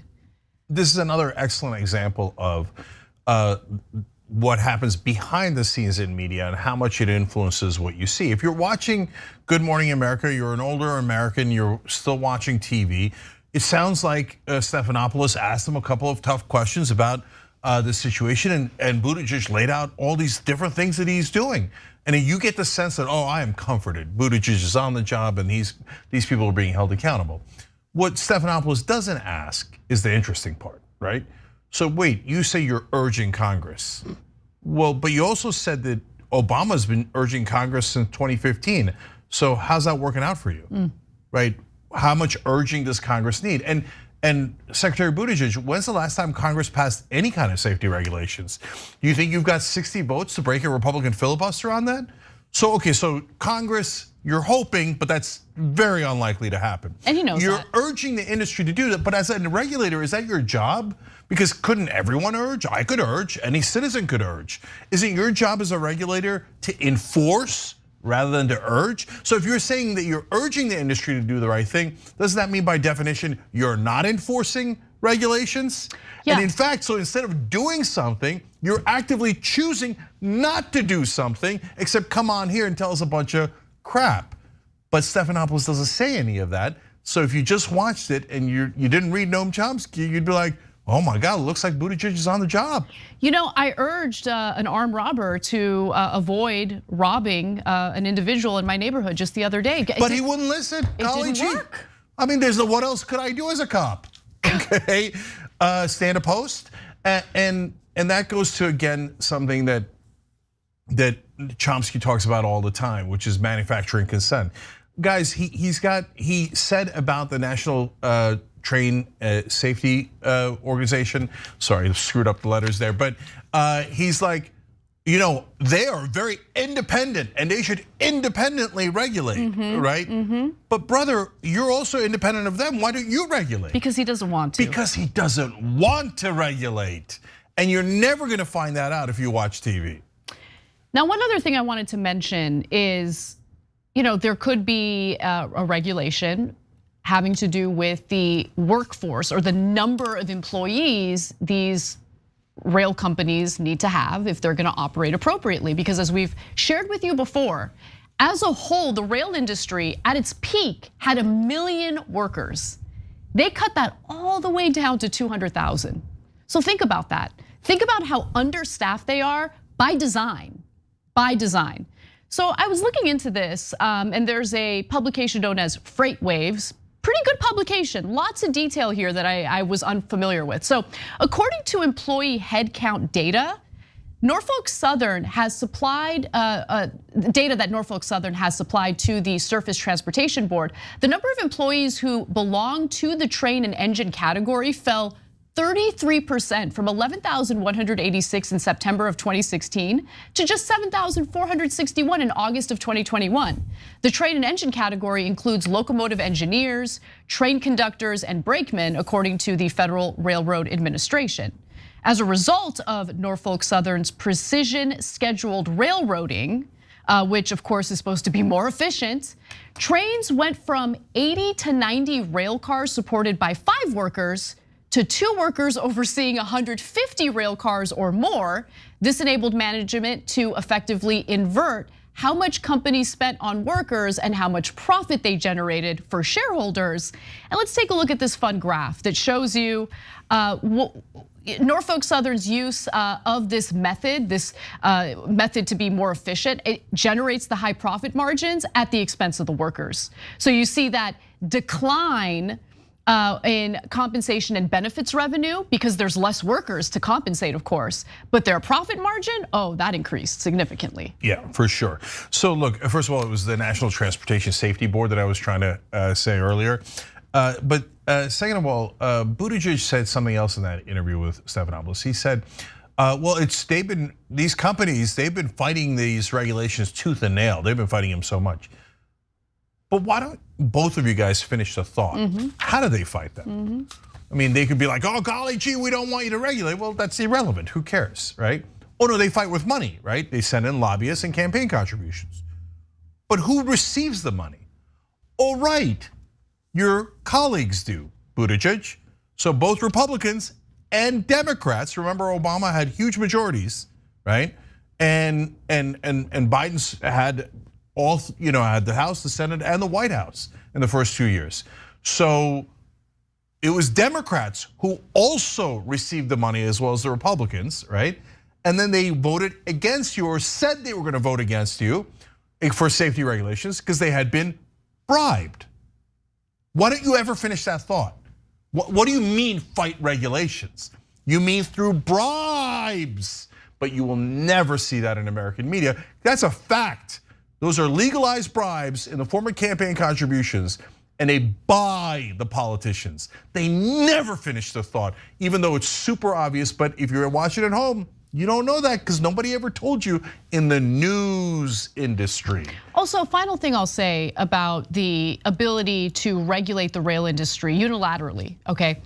It is fascinating because whenever a Democrat is in charge, there's all these excuses like, we want to regulate, but there's all these obstacles and there's Congress and it's so interesting that as soon as there's a Republican administration, the Transportation Department unilaterally deregulates. Unilaterally, easy, so easy. Yeah, when it comes to regulation, the Democrats are like, I can't lift it, there's pen, so many obstacles. I couldn't do it, I'm sorry, what could I do? Yeah. Republicans are like, deregulate right away, no problem. That's it. And nobody ever blinks an eye, okay? It's amazing. So, all right, last thing is from an employee of Norfolk Southern. Stop Dragon's a member of ours and wrote in, figure I'll say it again, per a Money Magazine article, Norfolk Southern, my employer, was ranked the second worst large company to work for based on Glassdoor scores. So on top of everything else, they also crush their workers. But when it comes to Democrats, I don't know how to do it. Oh my God, just magically they stopped all of this. No, they stopped it with money, bribes they gave to you guys, as well as all of the Republican politicians. We got to take a break. When we come back, some in the country, particularly those who have enough money to give Steven Crowder a $50 million contract, think that there's no such thing as a non-living wage in America. We've got some receipts to prove otherwise. That and more coming right up. Amazing.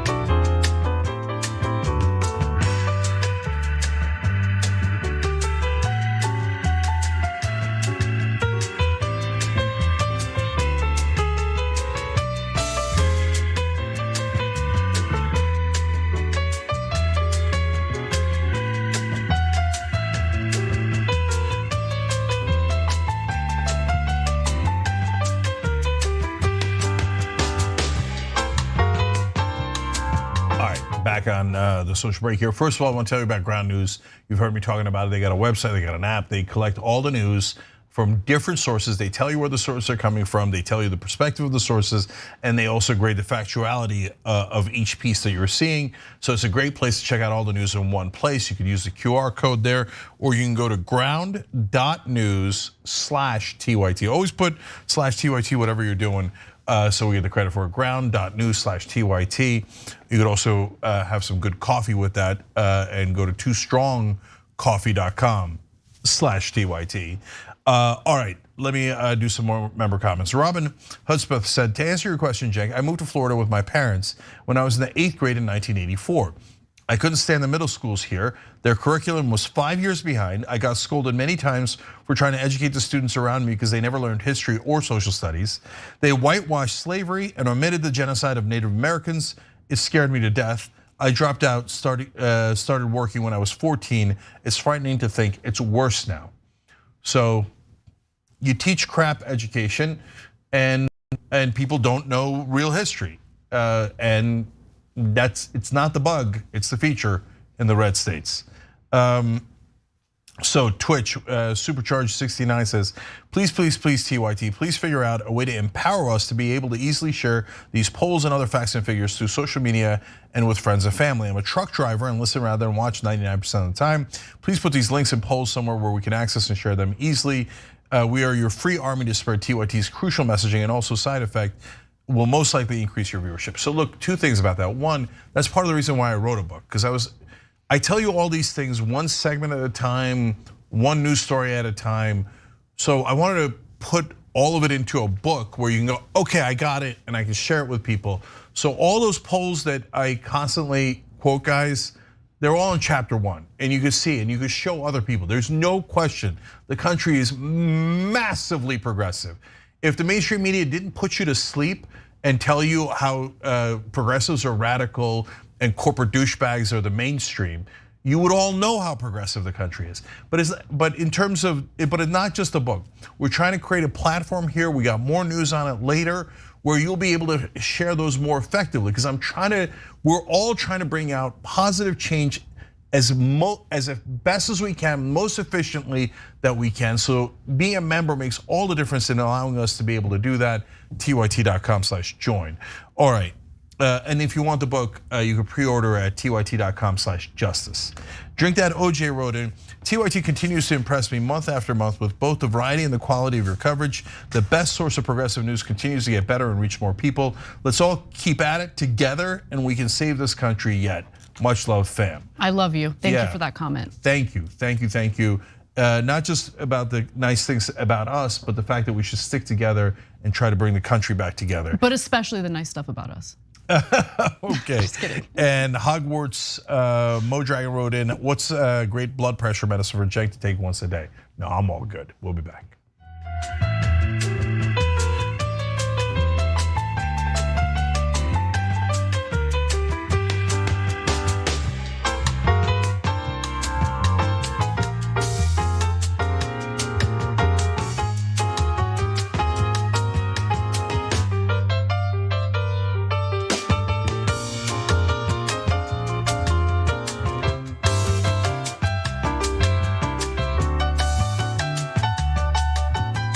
All right, back on TYT, Jake and Anna with you guys. Fun for everybody. All right, Anna, more news. Let's do it. There is no such thing as a non-living wage. Nobody dies on their wage. And that is not a thing that happens inside the United States. Ben Shapiro is unfamiliar with the United States of America, a country in which he lives in. Let's hear more from what he has to say. Well, I mean, first of all, the wage to cost of living gap would not exist in the absence of regulation and subsidy, at least not nearly as much. The fact of the matter is that one of the reasons you have housing shortages in blue areas is because of development restrictions that are largely created by the left. The reason that you have massive inflation right now is, again, because of left-wing financial policy. It tends to be that wages move in tandem with costs, generally speaking, because, again, there is no such thing as a non-living wage. Nobody dies on their wage. And that is not a thing that happens inside the United States. This is why when people say living wage, the question is, well, what do you mean by a non-living wage? Do you just mean a wage that you don't think is high enough? And for what job? And what does the market look like? Okay, so interestingly enough, in that argument that overall was incorrect about the non-existence of a non-living wage, there were little kernels of truth, right? So in regard to the housing development restrictions, that is definitely true, especially in a place like California. There's this whole thing called NIMBYism, no, not in my backyard.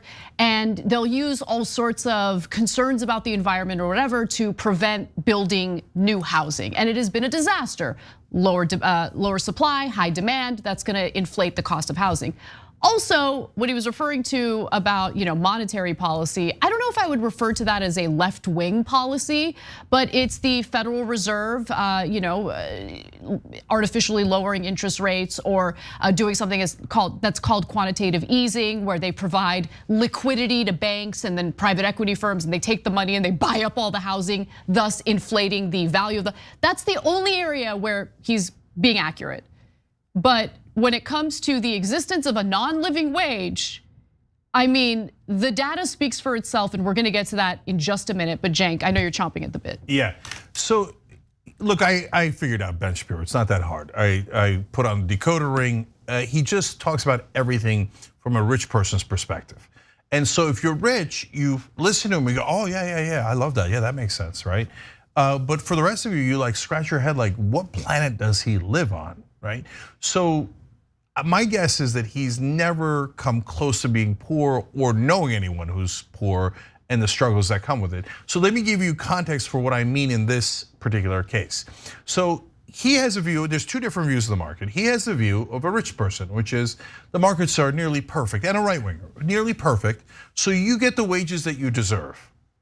The market works so efficiently with the invisible hand of the market, I deserve tons of money and you deserve very little, okay? And that's why the market efficiently gave you very little. And now, the second way to look at that is, no you schmuck, the markets are not perfect. And what do you mean perfect? Perfect for whom, right? So what the market actually does is it creates companies through the invisible hand of the market, same phenomenon, that pay their workers as little as humanly possible so they reduce their costs so they can maximize profit. And in fact, companies like Walmart know that the government will step in and make sure that you don't starve, even though you're not getting a living wage. They know that you're gonna take food stamps and you're gonna go on Medicaid. We've talked to guests about this that have excellent data and written books about it. Right. Giant companies force you onto government programs by paying you so little, you literally won't be able to survive without those government programs. And they take advantage of those subsidies to then crush small businesses. But all of this is so that the market can give you the worst possible wage. That's economic reality. And the reason why companies want to pay you as little as possible is because labor is not seen as an asset within a company, right? Labor is seen as a cost that should be minimized to the largest extent possible, so you can provide a return on shareholders or to shareholders. Now, Ben Shapiro has been vociferous in his disdain for how the Biden administration has handled the Ohio train derailment, right? And we have as well. But we're calling for more regulation so a company like Norfolk Southern doesn't cut 33% of its workforce on purpose in 1 year in an effort to lower costs and maximize profits for their shareholders, right? So they eliminate jobs or they fight tooth and nail to prevent a federal wage hike. Anything that they can do to keep costs associated with labor as low as possible. Now let's take a look at productivity and pay in this country, okay? Inequality is rising as workers are increasingly cut out of the economic returns to productivity growth. So you see that the productivity increased significantly since the 1970s, but starting in the 1970s, wages, hourly compensation stagnated and did not keep up with inflation. So let's be clear on that. Let's give you some more details. As of October of 2022, 60% of Americans were living paycheck to paycheck, according to a recent Lending Club report. A year before, the number of adults who felt stretched too thin was closer to 56%. So are 60% of Americans making a living wage but are lying about it? Okay, let's give you more. Nearly 1 in 5 US adults, 18%, about 46 million people report that if they needed access to quality healthcare today, they would be unable to pay for it. The chances of any given household suffering from this form of healthcare insecurity are inversely related to annual household income, with 35% of respondents from low-income households, those earning under $24,000 per year, reporting forging care in the prior 12 months. So what's the argument? Like, what's the counter from Ben Shapiro on this? Is it that this massive portion of American workers are lazy, or they did something wrong. I just, how do you ignore this data? There's more. I'm gonna go to the very last thing that I noticed. So there was a 2021 study published by the Becker-Friedman Institute, and here's what they found. More than half of the sheltered homeless adult population under the age of 65 worked at some point in 2010, while a still substantial 40% of the unsheltered homeless population worked. We live in a country where you can work, you can earn a wage and still not make enough money to pay for housing because of how unbelievably low the wages are and how expensive the housing is. Yeah, that's why I said I don't think he's ever talked to a person who had economic pain. Because, so for example, I remember I went like about 15 years on fumes. And so I had to make sure that I can get at least 2 to 3 meals out of my mac and cheese, which costs about 99 cents. But you have to figure in the cost of milk too, and then you have to take in the cost of milk and the cereal. How many meals can I get out of a box of cereal, et cetera? Why? Because I gotta pay the rent, right? And if you don't have enough money, you can't pay the rent, you can't eat. But to Shapiro, this appears to be all like foreign entities. He's never heard of this stuff. So he just blithely says like, what's the big deal? I mean, everybody lives. I mean, I don't see you starving. So, okay, you're covered. I'm not starving, you're not starving, we're equal. No, we're not at all equal. And now, okay, you can say, hey, listen guys, sometimes the janitor doesn't make as much as the CEO. That's fair, we get it. We're not saying everybody's gonna make the same amount of money, okay? But how are the rules rigged? Yep. So I want to go back to that first graph because we talk about it on the show all the time. Corporations are going to maximize profit. They're going to cut costs. They're going to pay you as low as humanly possible because they have a fiduciary responsibility. To their shareholders, yeah. We don't even blame them for it. It's just they're amoral machines. I don't blame them for it. It's the way the system is designed, and it's the system that Ben Shapiro wants to protect and provide cover for. Exactly. So you don't rage at the machine and go, oh, corporations do better, be more patriotic, be more moral. No, honestly, people who don't understand the system at all say inane things like that, right? No, the government is supposed to protect us. Cops, fire department, and for other developed nations, universal health care so you don't die, right? And they protect you from business interests who are going to maximize profit at your expense. How do they protect you? Paid family leave, higher minimum wage, social safety net, different things that Ben Shapiro says are terrible. Now, how's the system rigged? Go back to the first graph. This is in my book, Justice is Coming, and it's one of the few graphs that I put in there. Why? Guys, your productivity is sky high, as Anna pointed out. That's the dark blue line. Your wages have flatlined, that's the light blue line. But here's a shocking fact.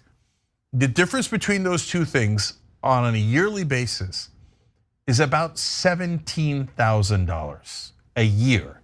So that means if your wages kept up with how hard you're working, your productivity, you all would have been paid $17,000 a year more on average for all of those years. Can you imagine if you had $17,000 more every single year, right?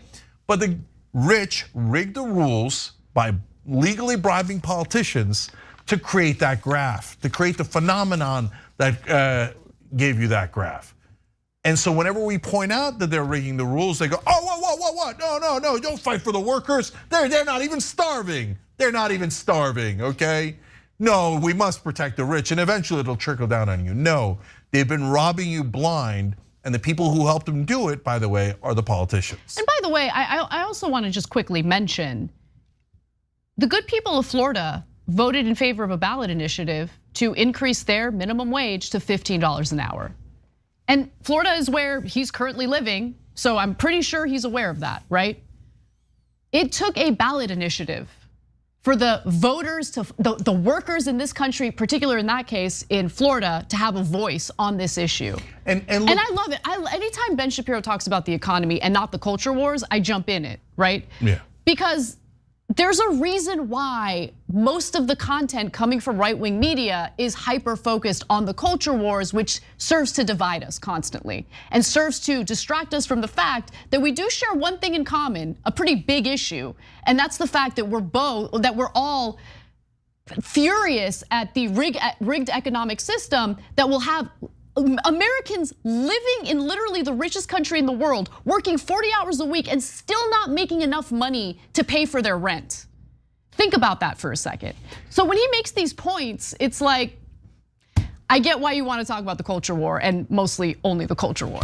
And look, you could see in the media the difference between the honest programming and not so honest programming. So why did they have to do a ballot initiative in Florida? Because the Republican politicians would not pass it, no matter what the voters wanted. And it turns out when you gave it to the voters, 2/3 of them said, yes, I want it. And the Republicans have been blocking that all along. But we are honest. He'll always protect the Republicans. He'll always blame the Democrats.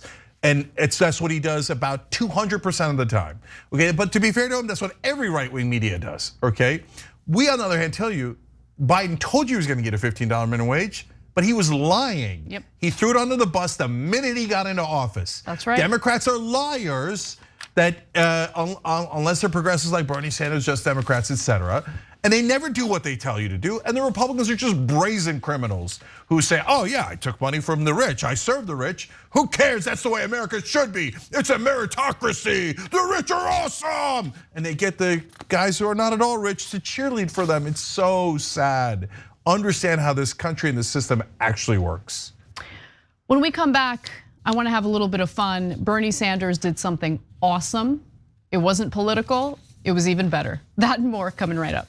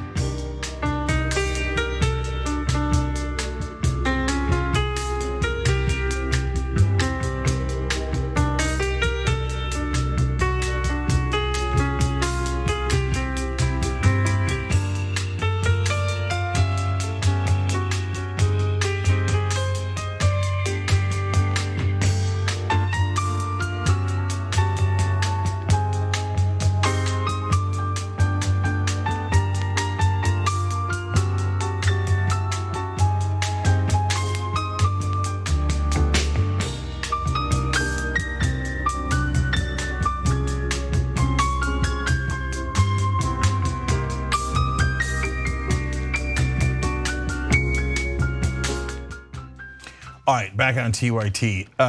Gabriel, we super appreciate your generosity, and I'm gonna read your comment, and I'm gonna give you an answer. Could I come on TYT sometime and discuss the case of my friend Margarita, a Ukrainian refugee in Nevada, whose home city of Volnovakha was annihilated? She needs a sponsor for her mother and sister down through the US. My hope would be to use your platform to find a sponsor.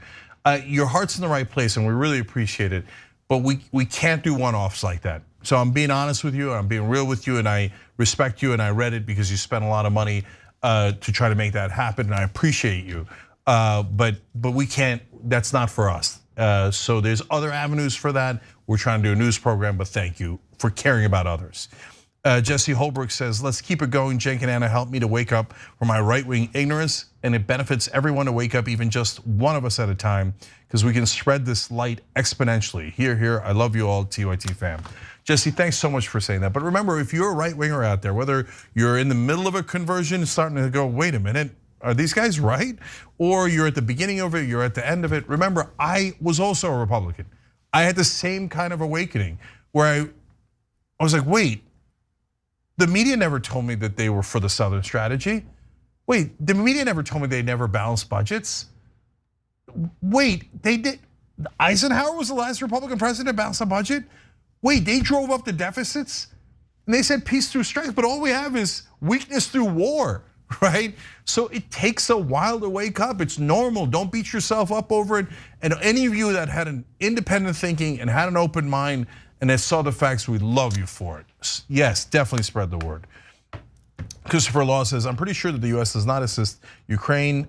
If the US does not assist Ukraine, that Poland, Taiwan, and Japan will get the signal to build their own nuclear weapons. It's either that or be a slave if nuclear threats work. So it's a really interesting point, and so that's why we've said 1,000 times on the show, Ukraine situation is nuanced.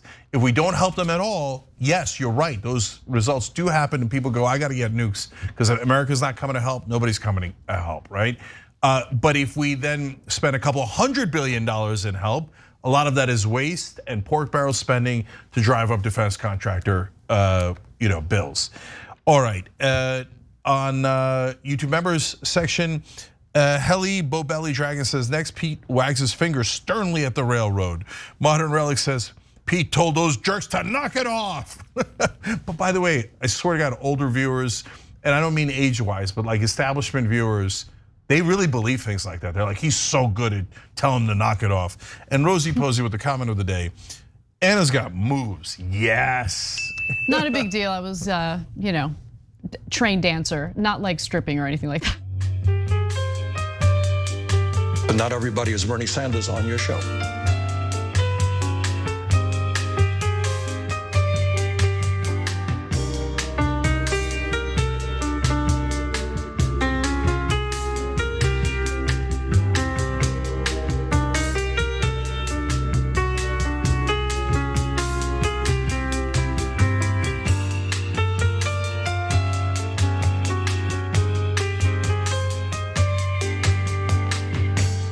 Back on TYT Jing and Anna. We don't have a lot of time, but I'm going to read a couple of your member comments, which are so good in the bonus episode, tyt.com/join to get the bonus episode. Casper. Well, this one's a doozy. Students at Vanderbilt University's Peabody College grappled with the news of a deadly shooting at Michigan State University last week. And those in the administration, some of the deans, thought it would be good to reach out to the students, comfort them with an email. Now, of course, I know that emails aren't really all that comforting, but you know what's especially not comforting? When the email that's supposed to connect to the students, ease their worries about the violent environment they're living in, is actually put together by artificial intelligence, because that's exactly what happened. So apparently the Thursday email from Peabody College's Office of Equity, Diversity, and Inclusion addressed the shooting in Michigan, but didn't even refer to any Vanderbilt organizations or resources that students can contact for support. Instead, it emphasized the importance of community following the shooting. So let me read you the email that the students got. Dear Peabody family, the recent Michigan shootings are a tragic reminder of the importance of taking care of each other, particularly in the context of creating inclusive environments. What? Okay, well, all right, let's keep going. As members of the Peabody campus community, we must reflect on the impact of such an event and take steps to ensure that we are doing our best to create safe and inclusive environment for all. Let's just listen. So they used ChatGPT to put this together, which so sad. Is bad enough, by the way. Like that's the heart of the story. It's just, there's something kind of callous about that, right? Especially because if you're gonna make the effort to reach out to the students, especially as administrators at universities, maybe don't use technology to write it on your behalf because you're too lazy to do the work yourself, okay? That's point number one. Point number two, did they even bother reading this? Because it was a shooting. What does this have to do with equity and inclusiveness? What is this? What is this? What is this? Like, I just feel like everyone has their own like political agenda in their mind, and they somehow, it's kind of miraculous. They'll use the same talking points, they'll apply it to every issue. Yep. This is a mass shooting. This is not an issue about racism or the lack of intersectionality. What is this? Yeah. What? No, Anna, your point about the fact that they didn't even read it is amazing. I mean, so it's, and by the way, at the bottom of the email, it says that they use, it has a standard disclaimer saying that they use ChatGPT. They didn't mean to put that in there. It's just a standard disclaimer that comes with ChatGPT, okay? So not only did they not read the substance of the letter, they didn't even read that they accidentally put that it was written by ChatGPT. I mean, you can't get any dumber than that. But if you read the email, I mean, just read it, just read it. How lazy are you? You're at a university, a really good one, Vanderbilt. You didn't even read your own email. It's like the email's like, now because of the shooting in Michigan State University, we're urging you to drink more orange juice because vitamin C is really important for your diet. But honestly, it's You're like, wait, what? It's just as absurd. Honestly, it's just as absurd. the mass shooter at MSU had no ties to the university whatsoever. It wasn't a race-based shooting. It had nothing to do with the lack of inclusivity, none of that. It is insane that they sent this out and didn't even bother to read it. Okay, well then they get caught and the students are upset about it and they start sending out their mea culpas. But the mea culpas are insane too. Because they're probably also written by ChatGPT. No, we don't have any evidence of that, so I don't want to accuse them of something we don't have evidence of. But Nicole Joseph. I am very sorry. I will try to be more inclusive. No, you're missing the point. Okay, anyway, sorry, go ahead. Give him the real one. Nicole Joseph, the Associate Dean for the College of Equity, Diversity, and Inclusion, apologized for using ChatGPT to write the email, calling it poor judgment. Yeah. I mean, first of all, if the students use ChatGPT to complete their assignments, I'm guessing that would be considered cheating, no? Yeah, I mean, plagiarism or cheating, some sort of cheating. I mean, you could definitely get thrown out of Vanderbilt if you're a student and you use that for your assignments. But apparently it's fine for the faculty and staff. So here's what Nicole Joseph, again, the Associate Dean for the Office of Equity, Diversity, and Inclusion had to say. While we believe in the message of inclusivity expressed in the email, using ChatGPT to generate communications on behalf of our community in a time of sorrow and in response to a tragedy contradicts the values that characterize Peabody College. But, okay. As with all new technologies that affect higher education, this moment gives us all an opportunity to reflect on what we know and what we still must learn about AI. No, that is not the takeaway. That is not the takeaway, actually, not the takeaway at all. This is not a case of ignorance pertaining to AI technology. This is a case of you guys being so lazy, okay, lacking the ability to connect on a human level and relying on, lazily relying on this new technology to send out a message to students about an incredibly serious matter having to do with mass shootings and gun violence. She's like, now this is a cautionary tale about how to use artificial intelligence. You have to remember to take out the disclaimer at the bottom. I've now learned that lesson. How about this? Don't send the email at all. Don't send any email. Obviously, you guys don't care. You guys don't actually care, right? So own it and don't send the email anyway, because guess what? The students aren't sitting around waiting for your damn email anyway. Yeah, your email is 100% irrelevant, right? Like, we're not telling you to send an email, go, we don't care, it's not our college, right? But you don't have to send one at all, especially if you don't care. Especially if you don't care. And you don't mean it, so why bother? Nobody cares anyway. They don't need your stupid email. But look, the other part of this that Anna alluded to earlier, Buttigieg is the same thing about the train derailment in East Palestine. Yes. And it wound up being perfect fodder for the right-wing media, and they bid on it, right? He's like, one of the problems is inclusion and diversity. I researched this over the weekend because I was super curious about what the reality is, right? So he's at a conference, okay? 10 days after the East Palestine train derailment, he still has not said a damn thing about that derailment, as the local community there is questioning, like, is it safe to go back home? Like, is the government gonna do anything for us? We're scared of the water. He doesn't say anything about it, but during that conference, he talks about, like, we need more diversity in construction. You know, too many people say that they see the men in the hard hats and they're not representative of their local community, right? And it's just such perfect liberal, it's a perfect liberal talking point. It sounds so pleasant, right? Like the need for diversity, except you look at the numbers, you look at the demographics in construction jobs, and it's very diverse. I mean, the Latino population is actually overrepresented in construction jobs, okay? About a little over 50% are white workers.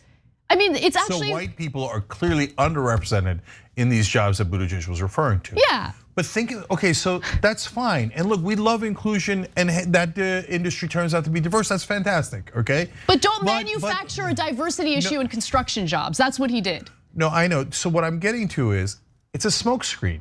Why did you throw that smokescreen when the numbers don't even justify it? So it's not an industry that needs further inclusion or whatever. And we're talking about the safety issue. The train got derailed and you didn't regulate them on the safety at all. That's why you did the smokescreen. Exactly. And so that's why, guys, we love inclusion, we love diversity, we're progressives, right? But don't throw a smokescreen at me on an issue where it has nothing to do with anything, just to cover your ass. And because you're obsessed with it, and you've taught even your artificial intelligence to be obsessed with it. All right, let's get to lighter stuff. I'm so sick of everything right now, but I'm not sick of this. Let's watch.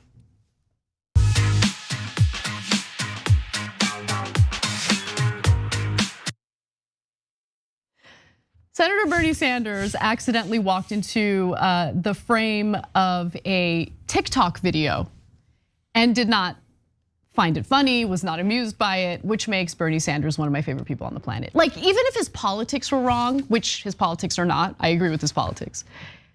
The grumpy demeanor of Bernie Sanders should be cherished and celebrated in this country, okay? That's what the reality of the situation is. Why don't we take another look, Cenk? Love it.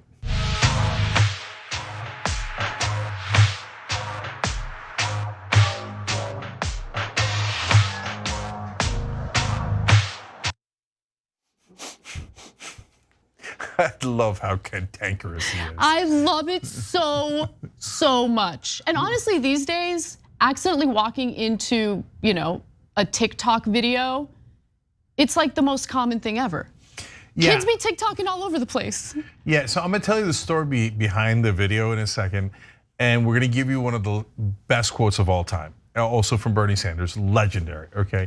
But first, on this video, look, sometimes people will see somebody obviously doing a video for whatever. The other day I was at an event and this girl's taking nonstop Instagram pictures, it's super obvious. She's doing all the classic poses, etc. Right? And I look at it and I'm amused by it, right? Not Bernie. Bernie looks at it, not amused, okay? That face was like, no. Like, and then he makes a sharp turn to get the hell out of there. No, okay. Look at his face. His face is the best part. He's like, no. Yes. All right, so the TikTok user actually uploaded an apology video to Bernie, which I don't really think was necessary, but nonetheless, why don't we take a look? Hi, Bernie Sanders. I want to apologize. Of course, the one time during this whole trip, I decided to step out my comfort zone. Let me film outside. Like, I film inside most of the time. I was like, I haven't gotten any content outside. I travel internationally a lot, so like when I record, I try not to draw too much attention when there's no one really around. But I forgot I was in New York City. It's literally made for stuff like this. It's more creative, encouraging of a city. So I would be walking in the back of people's TikToks by accident. And I saw the doorman actually had a TikTok where he was tagging the place. I was like, oh, dope. Like, maybe I'll just make one with him. I'm about to check out. The very moment I walk outside, I set it up. This whole trip, nothing happens. The one moment I step out of my comfort zone and I get in the way of Bernie Sanders' walking space. I apologize, it'll never happen again. Your assistant was very nice. And honestly, in this video, I didn't even notice. I didn't know until after we were recording that he was walking in the background of it, and that it was his assistant. To be honest, I think her correct term is advisor. I really do not want to get her title wrong. 99% sure that's also his wife that I almost hit in the face. I don't know who she's talking about at the tail end of that video, but I really don't think she should apologize to Bernie. If anything, Bernie should thank her for that video because it was awesome. It was awesome. No, she's just trying to get more viewers by doing a second video about it. I don't know that she definitely doesn't have to apologize. You're just doing a TikTok video. Why do you have to apologize? No. Taylor Champ is definitely concerned about Bernie's feelings here. Yeah. No, and God bless, by the way. You know, game recognizes game. Do 3 more videos about it. Who cares? And I don't know if it was assistant. I didn't see the person there to see if it was the wife. But one of the things I loved about this though was her explanation. That's so a sign of the times. Like she's like, well, the doorman had tagged the place because he does TikTok videos. So I knew to go do a TikTok video with the doorman, and this is America now, right?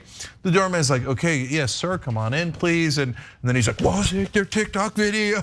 Which I kind of like. Yeah. And then Bernie walks into it, that's a bonanza. So we just got confirmation that he was in fact with his wife, which I don't care. It's like literally the most irrelevant part of the story. But I will say this, Bernie's grumpiness, I don't know. I know that that's not for everyone, but it's definitely for me. I love grumpy people. I gravitate toward them. And I want to remind you all of one of the best Bernie Sanders quotes of all time. He was being interviewed by the New York Times in 2020 as the editorial board was trying to decide which Democratic candidate to endorse during the Democratic primaries.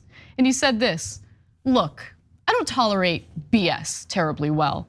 And I come from a different background than a lot of the other people who run the country. I'm not good at backslapping. I'm not good at pleasantries.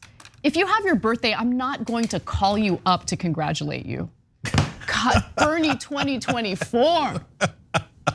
No more pleasantries. So he's like the opposite. Maybe he's the same as 50 Cent. I don't give a damn that it's your birthday.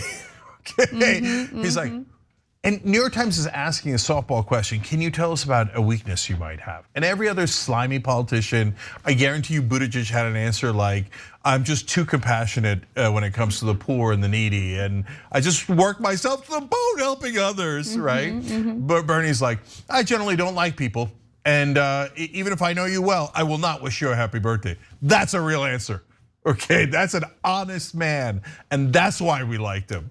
And by the way, all right, in the post game, in the bonus episode for the members, I'll tell you a hilarious personal Bernie story of when I had dinner with him. tyt.com/join or hit the join button below the video on YouTube. We'll see you there now. But not everybody is Bernie Sanders on your show.